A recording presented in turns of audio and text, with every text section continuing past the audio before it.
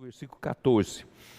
Pois será como um homem que, ausentando-se do país, chamou os seus servos e confiou os seus bens. A um deu 5 talentos, a outro 2 e a outro 1, e a cada um segundo a sua própria capacidade, e então partiu. Bom, a parábola das 10 virgens refere-se à vida, à maturidade de vida, o quanto você deixa que o Espírito de Deus, a palavra de Deus, trabalhe na sua alma para você ter crescimento de vida e alcançar maturidade de vida, no aspecto da vida. E a parábola dos talentos refere-se ao aspecto da obra, né? A obra que você faz para Deus, ela é aprovada por Deus ou não é aprovada por Deus, né? Portanto, nós precisamos, por exemplo, Paulo, né, fala em 1 Coríntios, né, capítulo 3, vamos dar uma olhadinha lá, né? Senhor Jesus. 1 Coríntios 3, Paulo fala, no versículo 10, Paulo fala assim, segundo a graça de Deus que me foi dada, lancei o fundamento como prudente construtor, e outro edifica sobre ele, porém cada um veja como edifica. Aqui já corresponde ao aspecto da obra. Como você está fazendo obra para Deus, né? Porque, contudo, se alguém edifica sobre o fundamento é ouro, prata, pedras preciosas, madeiro, feno e palha, manifesta se tornará a obra de cada um, pois o dia a demonstrará, porque está sendo revelada pelo fogo, e qual seja a obra de cada um, né? O próprio fogo o provará. Isto é, nós podemos estar fazendo muitas obras cristãs, obra de caridade, boas obras para Deus, pregando o evangelho, expulsando demônios, curando as pessoas, fazendo muitas coisas, mas nós podemos nos surpreender naquele dia, e que todas essas obras, com esse volume todo, pode ser coisas inflamáveis, pode ser feito de madeira, feno e palha. Quando vem o fogo, prova e não sobra nada, só cinzas. Não, nós precisamos edificar com ouro, que é a natureza de Deus, a prata, que é a própria redenção de Cristo, e as pedras preciosas é a obra transformadora do Espírito Santo. Quer dizer, a nossa obra tem que ser feita com o próprio Deus triuno, não é com o nosso material natural, né, humano. Então, o fogo prova, você fez muita coisa, quando passa o fogo não sobra nada. Se permanecer a obra de alguém que sobre o fundamento edificou, esse receberá galardão. Se a obra de alguém se queimar, sofrerá ele dano, mas esse mesmo será salvo, todavia, como que através do fogo. Muito bem, vou comentando porque, né, senão a gente vai ler e terminar de ler, acabou, né? Vamos lá. Então, aqui fala, vamos lá no começo, voltar lá para Mateus 25, né?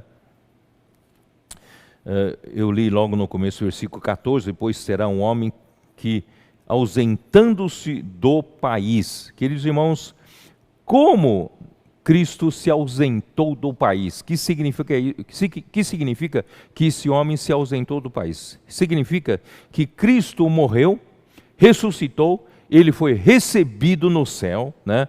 Assentou-se à direita de Deus. Isso está no final do livro de Marcos. Dá uma olhada em Marcos 16, 19. Marcos 16, né? 19. Versículo 19 diz assim: de fato, o Senhor Jesus, depois de lhes ter falado, isso já depois da ressurreição, foi recebido no céu e assentou-se à destra de Deus. Então ele se ausentou do país, ele se ausentou desta terra, ele fez o que tinha que fazer aqui na terra, toda a sua obra redentora, a sua morte, Deus o ressuscitou dentre os mortos, ele voltou e falou com seus discípulos, deu comissionamento aos seus discípulos, no fim ele foi recebido no céu e assentou-se à destra de Deus. Mas antes dele ir, ele incumbiu os seus discípulos para a sua obra, que é pregar o Evangelho. Tá? Isso está no mesmo Marcos 16, versículo 15 e 16, e disse-lhes: ide por todo o mundo e pregai o Evangelho a toda criatura. Quem crer e for batizado será salvo, quem porém não crer será condenado. Isso também está no final do livro de Mateus, Mateus 28, versículo 18, que diz: Jesus, aproximando-se, falou-lhes, dizendo: toda a autoridade me foi dada no céu e na terra.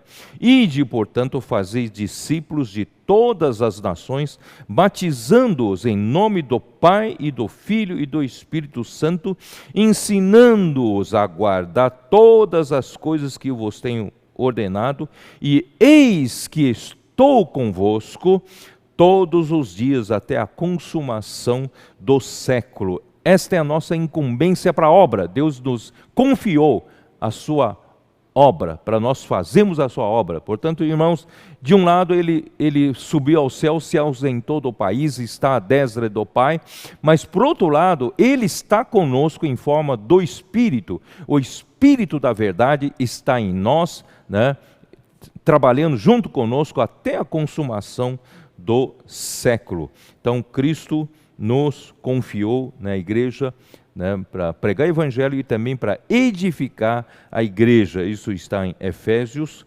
capítulo 4. Efésios, capítulo 4, versículos 11 e 12. Efésios, capítulo 4, versículos 11 e 12, que diz assim: e ele mesmo concedeu uns para apóstolos, outros para profetas, outros para evangelistas e outros para pastores e mestres, com vistas ao aperfeiçoamento dos santos, para o desempenho do seu serviço ou para a obra do seu ministério, para a edificação do corpo de Cristo. Isso faz parte da nossa incumbência que Deus nos deu como seus servos para aqui na terra, com relação à obra, tá bom? E, no fim, a primeira, e os seus bens aqui, ele confiou-nos os seus bens. Os seus bens são os homens, são as pessoas que o Senhor salvou, o Senhor redimiu, salvou e colocou na igreja. Então, isso está em 1 Coríntios, capítulo 6, versículo 20, tá? 6, versículo 20, que diz assim: porque fostes comprados por preço. Agora, pois, glorificai a Deus no vosso corpo. Nós todos fomos comprados com preço. E Deus, então, dá muito valor para quem Ele comprou com preço. Ele confiou esses homens que Ele comprou com preço e entregou para os servos que somos nós. E nós temos que cuidar bem dos bens do Senhor. Vamos voltar para Mateus 25. Vamos lá. Mateus 25, nós vamos comentando e voltando aqui, tá bom? Bom, aí ele chamou os seus servos e lhes confiou os seus bens, versículo 14. A um deu 5 talentos, a outro 2 e a outro 1, cada um segundo a sua própria capacidade, que é a capacidade natural de cada um quando nasceu com ela e também durante o aprendizado, durante toda a sua vida. Então, segundo essa capacidade, Deus também deu talentos. Esses talentos são os dons espirituais que Deus deu a cada um, não é isso? Quando nós recebemos a vida de Deus, juntamente com a vida de Deus, nós recebemos também os dons, a capacidade de funcionar. Graças a Deus, todos nós temos esses dons. E esses dons que Deus nos deu é justamente para fazer a obra de Deus, que Deus confiou para nós os seus bens, que são os homens que Deus nos confiou. Então, quem recebeu 5 talentos, versículo 16, o que recebera 5 talentos, saiu imediatamente a negociar com eles e ganhou outros 5. Queridos irmãos, nós precisamos dessa proatividade, nós precisamos ser assim, tão rápidos, né, em atender a palavra do Senhor. Quando o Senhor fala, vamos ter essa cumplicidade com o Senhor, cumplicidade entre nós. Quando vem a palavra profética, irmãos, não questiona, vamos negociar imediatamente, vamos praticar imediatamente, e essa proatividade, irmãos, vai fazer com que você lucre com 5 talentos, outros 5. Não é a sua capacidade, mas Deus vai estar com você, né, nesse trabalho, né? Aí, depois depois ainda, do mesmo modo, o que recebera 2, também ganhou outros 2. Ele recebeu menos, mas também ele fez o mesmo trabalho, ganhando outros 2. Mas o que recebera 1, saindo, abriu uma cova e escondeu o dinheiro do seu senhor. Muito bem, vamos lá. Depois de muito tempo, né? Mas o que receberam, saindo, abriu uma cova, escondeu o dinheiro do seu senhor. Depois de muito tempo, voltou o senhor daqueles servos e ajustou contas com eles, né? Irmãos, o Senhor já está demorando durante todo o tempo da era da igreja, que já tem quase 2000 anos. Então o Senhor ainda não voltou, e eu acredito que o Senhor voltará nos nossos dias, né? Eu quero fazer parte, né, desses vencedores vivos. Bom, então ele está para voltar, e quando ele voltar, ele vai ajustar as contas com cada um de nós. Não pense que, né, você não vai precisar acertar as contas com o Senhor. Ele vai acertar as contas com você. Então ele vai ver aquilo que ele deu para você, o dom que ele deu para você segundo a sua capacidade, se você foi fiel naquele pouco que ele te deu. Se você for fiel, não é isso? Você vai entrar no gozo do seu Senhor, tá? Então depois, em versículo 20, então aproximando-se o que recebera 5 talentos, entregou outros 5, dizendo, Senhor, confiaste-me 5 talentos, eis aqui outros 5 talentos que ganhei. E disse-lhe o Senhor, muito bem, servo bom e fiel, foste fiel no pouco, sobre o muito te colocarei. Entra no gozo do seu Senhor. E aproximando-se também o que recebera 2 talentos, disse, Senhor, 2 talentos me confiaste, aqui tens outros 2 que ganhei.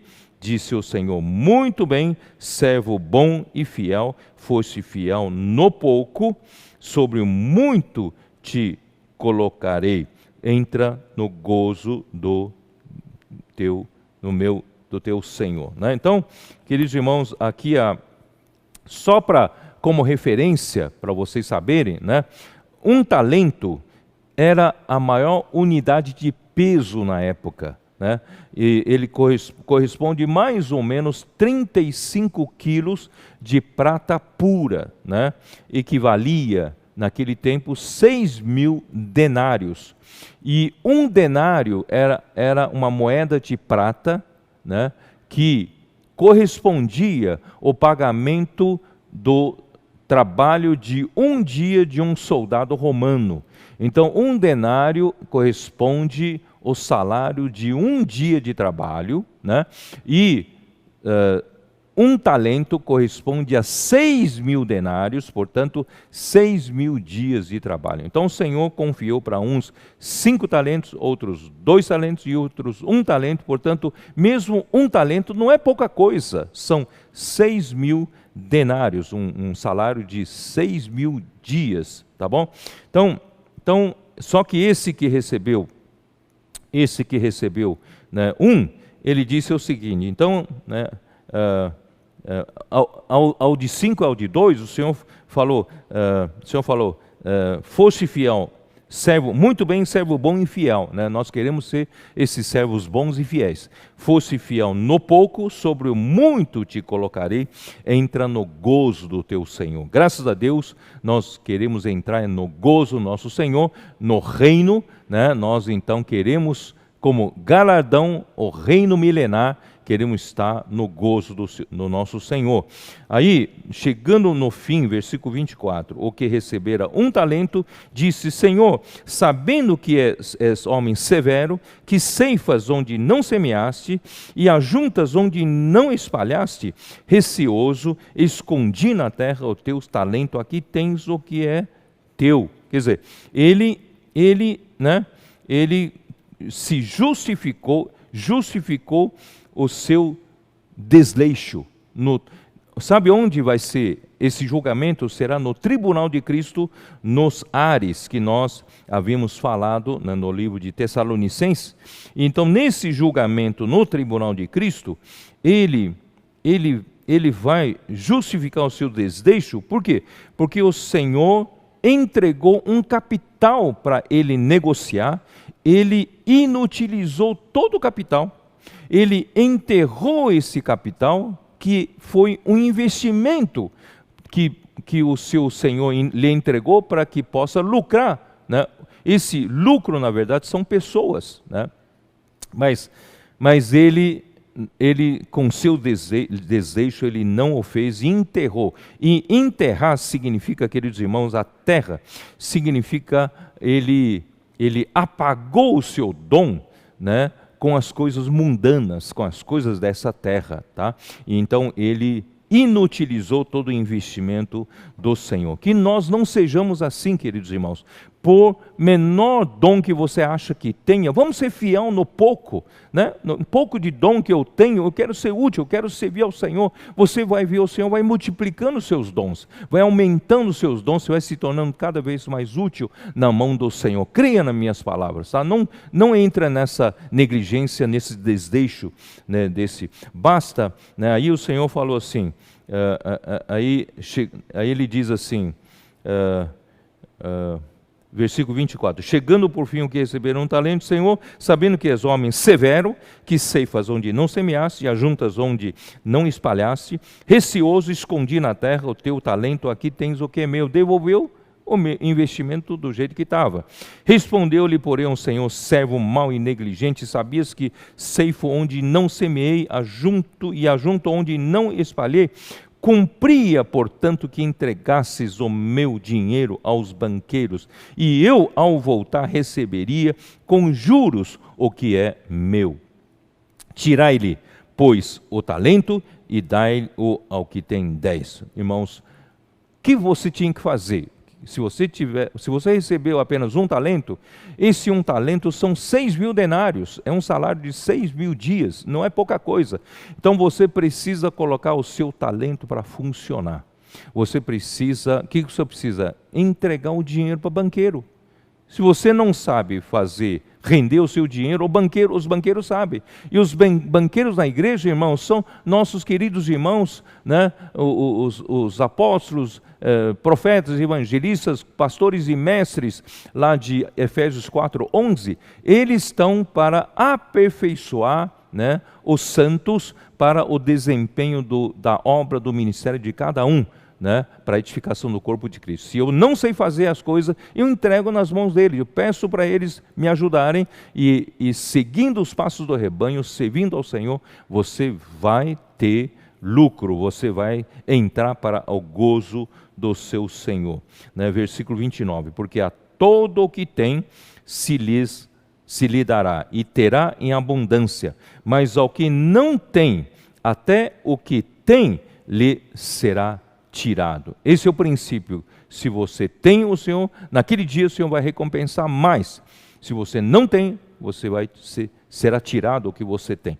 Então, e o servo inútil, lançai-o para fora, né?